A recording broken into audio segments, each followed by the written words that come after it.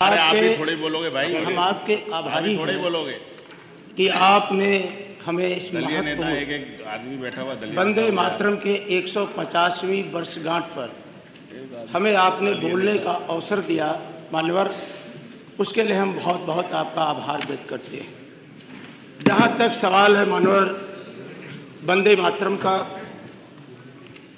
बंकिम चंद्र चट्टोपाध्याय जी ने और सबसे पहले इसको स्वर देने का काम गुरु रविन्द्रनाथ टैगोर जी ने किया और कांग्रेस की कार्यसमिति में मानवर सर्वसम्मति से पारित हो गया। और जब देश की आज़ादी का, जब हमारे संविधान सभा ने एक स्वर में मानवर, एक स्वर में जहां जनगण मन को हमने राष्ट्रगान माना, वही वंदे मातरम को मानवर हमने राष्ट्रगीत के तौर पर हमारे देश ने स्वीकार किया। जो हमारा वंदे मातरम है मान्यवर, वो जोड़ने के लिए है, देश के अंदर क्रांतिकारियों के अंदर जोश और उत्साह पैदा करने के लिए है, मातृभूमि पर न्यौछावर होने के लिए उन्हें प्रेरित करने का गीत है।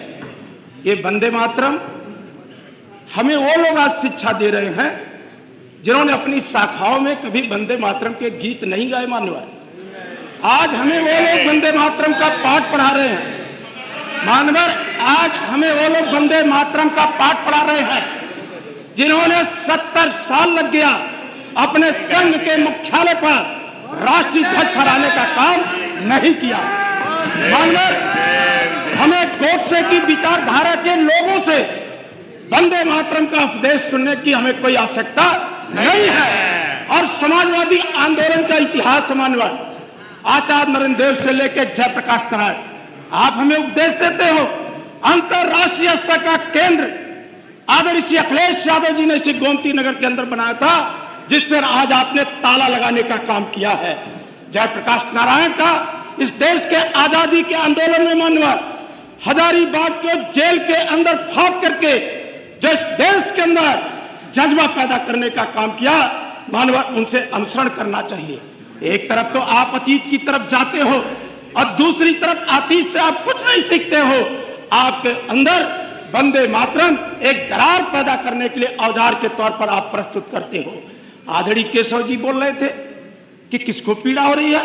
पूरा सदन, मैंने खुद कानून मंत्रालय समिति की बैठक में कहा कि वंदे मातरम पर हफ्ते भर की चर्चा कराइए। पूरा विपक्ष एक स्वर से वंदे मातरम पर चर्चा करने के लिए तैयार है।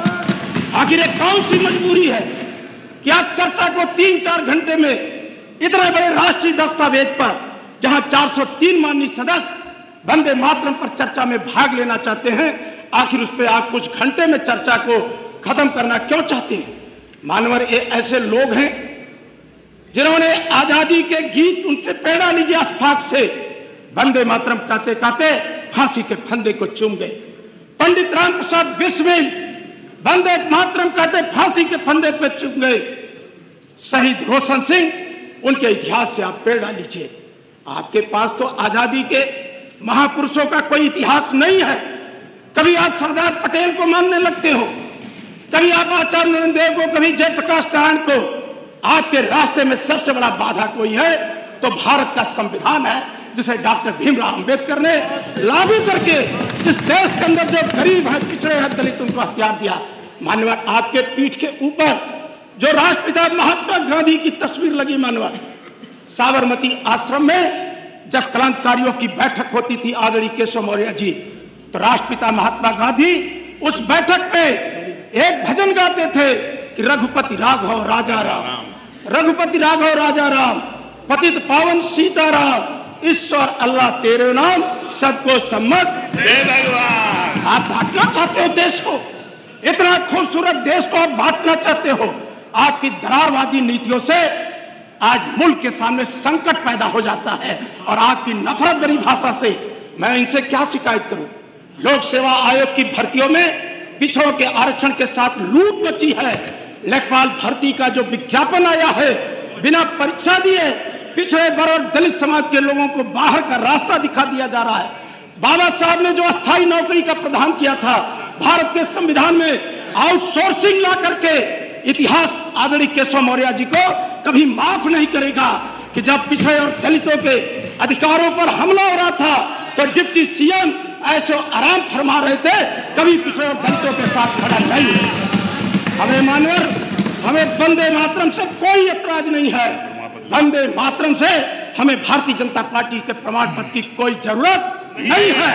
अगर भारतीय जनता पार्टी के अंदर साहस हो, किसी सदन के अंदर घोषणा करे कि वंदे मातरम पर हम लगातार चर्चा कराएंगे और जो चर्चा से निष्कर्ष निकलेगा हम उसके रास्ते से आगे बढ़ेंगे।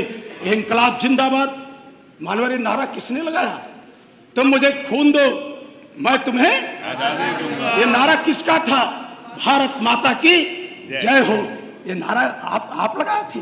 अरे आप तो अंग्रेजों के लिए काम कर रहे थे, अंग्रेजों के लिए काम कर रहे थे। हमें इतिहास मत बताइए, ये पूरा का पूरा लोग राष्ट्रीय आंदोलन को पढ़ चुके हैं। हमें इतिहास के पन्नों पे तरफ मत ले जाइए।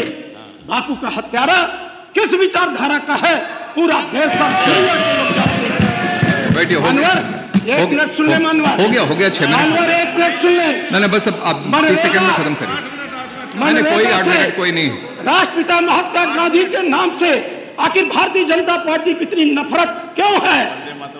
राष्ट्रपिता महात्मा गांधी इस देश की जो भौगोलिक, सांस्कृतिक, राजनीतिक, आर्थिक परिस्थितियां हैं, अगर उसको एक साथ लेके कोई चल सकता है तो वो कोई और नहीं मानवर, आपके पीठ के ऊपर जो है तस्वीर राष्ट्रपिता महात्मा गांधी है, दूसरा कोई मानवर नहीं है। आज इस देश के अंदर हमेशा पीडीए, अभी आप कह रहे थे कि आपका पीडीए परिवारवाद है। आपके पीडीए, आपके भारतीय जनता पार्टी के जो राष्ट्रीय अध्यक्ष हैं वो परिवारवाद के नाते राष्ट्रीय अध्यक्ष बन गए। चलिए धन्यवाद। संग्राम हो गया, समय हो गया 7 मिनट। नवीन जी श्री ब्रजेश पाठक जी, उनके पिताजी भारतीय जनता पार्टी से एमएलए थे मानवर। श्री ब्रजेश पाठक बहुत बहुत भारतीय जनता श्री ब्रजेश पाठक जी।